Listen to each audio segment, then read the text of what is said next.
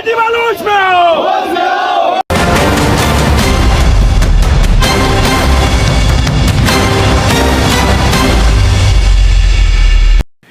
दिल्ली में 11,000 के आसपास यह वो सिविल डिफेंस के लोग हैं जो पिछले एक साल से हर नेता के, हर सीएम के, हर उस एलजी के दरवाजे पे अपना माथा रगड़ चुके हैं, उनके खिलाफ प्रदर्शन कर चुके हैं, सड़कों पे आ चुके हैं, जगह जगह जाम लगा चुके हैं, मगर इनकी कोई सुनने वाला नहीं है। ये वही लोग हैं जिनसे कोविड में दिल्ली सरकार ने बड़े बड़े काम कराए। जब सरकारें फेल थी, घर में बैठी हुई थी, तो यही वो सिविल डिफेंस के कर्मी हैं जो हर व्यक्ति को कोरोना काल में राशन पहुंचा रहे थे, उनको वैक्सीन लगवा रहे थे और उनके लिए हर वो काम कर रहे थे जो सरकारें नहीं कर पा रही थी।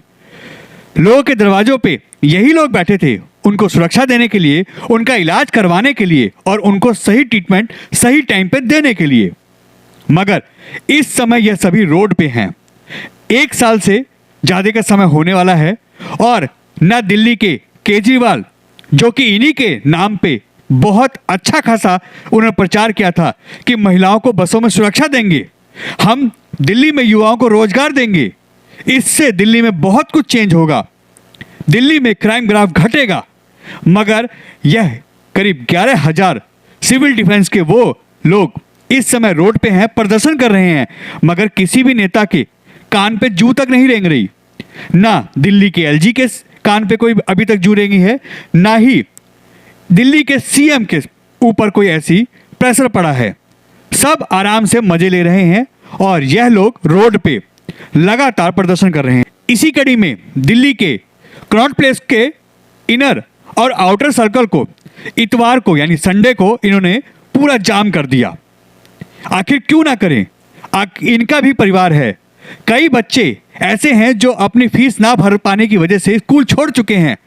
कई परिवार ऐसे हैं जिनके घर में खाने की लाले पड़े हैं और परिवार में इस समय कमाने वाले जो थे उनकी नौकरियां चली गई हैं। तो आखिर करें तो ये क्या करें, सरकारें कहाँ सो रही हैं, दिल्ली के सीएम क्या कर रहे हैं, एलजी साहब आखिर इनके लिए, इनके बारे में, इनके लिए क्यों नहीं सोचते।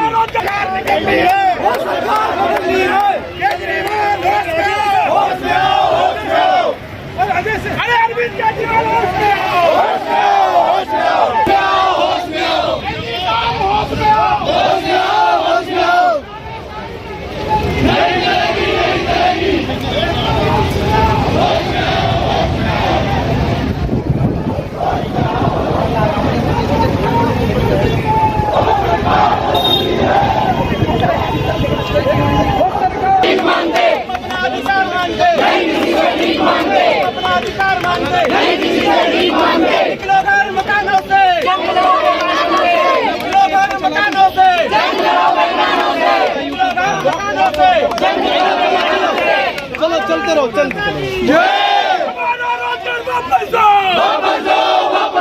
अरविंद केजरीवाल होश में आओ। तानाशाही नहीं चलेगी, नहीं चलेगी, नहीं चलेगी, तानाशाही नहीं चलेगी, नहीं चलेगी, नहीं चलेगी, तानाशाही नहीं चलेगी, नहीं चलेगी, नहीं चलेगी, तानाशाही नहीं चलेगी, नहीं चलेगी, नहीं चलेगी, रोटी रोटी वापस दो, वापस दो, रोटी रोटी वापस दो, वापस दो, वापस दो,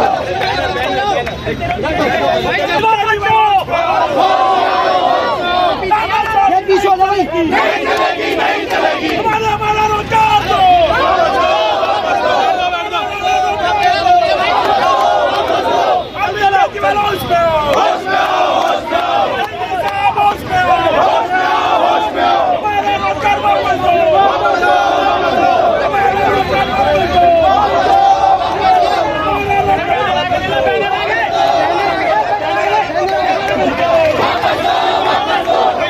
के मार्शल खड़े हैं मैं सरकार को 2020 में लेके जाना चाहता हूँ, जब कोरोना महामारी फैली थी।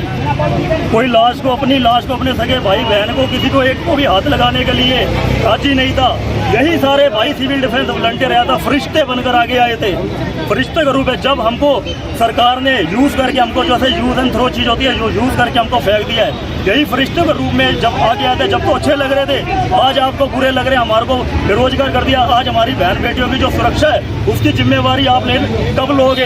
ये जिम्मेवारी हमारी बनती थी, आपने इसलिए तैनात किए थे, लेकिन ये जिम्मेवारी हमारे से क्यों छीन ली गई? मैं केंद्र सरकार से और राज्य सरकार से ये सवाल पूछना चाहता हूँ। अगर ये सरकार हमको सीरियस नहीं लेगी तो आने वाले चुनाव को उनको नतीजा बहुत बुरा मिलेगा। इससे बड़ा प्रदर्शन करेंगे हम। भूपेंद्र चौरसिया हूँ, मैं एक समाज सेवी हूँ और ये हमारे सारे डीटीसी बस मार्शल हैं। पिछले 11 महीने से दिल्ली सरकार, अरविंद केजरीवाल और दिल्ली के एलजी विनय सक्सेना ने इनको बेरोजगार कर दिया है। इनके घर में अन्न का दाना नहीं है, इनके घर में कपड़ा नहीं है, इनको मतलब अपना किराया देने का पैसा तक नहीं है। ये लोग परेशान हैं, इनका रोजगार दिल्ली सरकार ने छीन लिया है। आज हम लोग यहाँ पे इसलिए इकट्ठा हुए थे कि हम सरकार तक ये बात पहुँचाएं कि दिल्ली सरकार क्या फिर से एक निर्भया का इंतजार कर रही है। ये वो मार्शल हैं जिनने दिल्ली बसों में सुरक्षा की, हमारी माताओं बहनों को सुरक्षित किया है। सौरभ भारद्वाज ने कुछ दिनों पहले पॉलिसी बनाई है कि वो ये जो कलकत्ता में घटना हुई है, इसको लेकर दिल्ली में पुलिस फोर्स लाएंगे। अरे पुलिस फोर्स आपके पास 10,792 तैयार हैं, आप इनको रोजगार दीजिए। आज का हमारा जो चक्का जाम का प्लान था, हमने उसको बिल्कुल नहीं किया। मैं दिल्ली के हमारे मुख्यमंत्री केजरीवाल, सिसोदिया और हमारे प्रधानमंत्री मोदी जी और अमित शाह साहब, आप तो एमएचए हैं, आप तो होम मिनिस्टर हैं। 10,500 बेरोजगार, ये वो पुलिसकर्मी है जिनने सिविल डिफेंस कोरोना वॉरियर का काम किया है। इनका रोजगार इनको वापस दिया जाए, नहीं तो अगली बार ऐसा चक्का जाम होगा कि हम 10,500 परिवार उठने वाले नहीं है। हमारा रोजगार वापस दो। कहूँगा सरकार से, जो नौजवान पीढ़ी है, इसकी आगे भविष्य मत खराब करो। इनका जो रोजगार था, इन्होंने इतनी सहायता कोरोना में करी, अपने जो भी किया सरकार के प्रति कार्य किया है, उस कार्य को संपूर्ण करवाए सरकार, ताकि आने वाली पीढ़ी ना खराब होए। इन नौजवानों की इतना संघर्ष कर रहे हैं नौजवान, ताकि इनको मोर्चों पे भी यही जवान जाते हैं। बेरोजगार बैठे हैं, हमें दिल्ली सरकार ने 1 महीने का रेस्ट दिया। 1 महीने के बाद हम आपकी डिपार्टमेंट चेंज कर देंगे, और अभी तक हमें 10 महीना बैठा के रखा और हमारी 10 महीने की भी सैलरी नहीं आई। किस तरह से हमारा घर गुजर बसर हो रहा है, ये हम जानते हैं। हम पे बीती पड़ी है, पूरी सिस्टम हमारा बेकार हो गया है। दिल्ली सरकार फिर भी अभी ये नहीं बोली कि हम आपको नोटिस दे रहे हैं, नोटिस दे के निकाल लें। उन्होंने ये बोला कि 10 महीने के लिए, 1 महीने के बाद आपको डिपार्टमेंट चेंज कर देंगे, जब तक के लिए आप घर बैठो। अब बताइए किस तरह से हम लोग का गुजारा होगा? क्या दिल्ली सरकार देख नहीं रही हम लोगों को? 10,000 परिवार अभी रोड पर बैठे हैं, 1 रुपये हमें वापस नहीं मिला। लाखों लोग हैं जो सिविल डिफेंस में हैं और हर आपदा से लड़ने में सक्षम रहे हैं।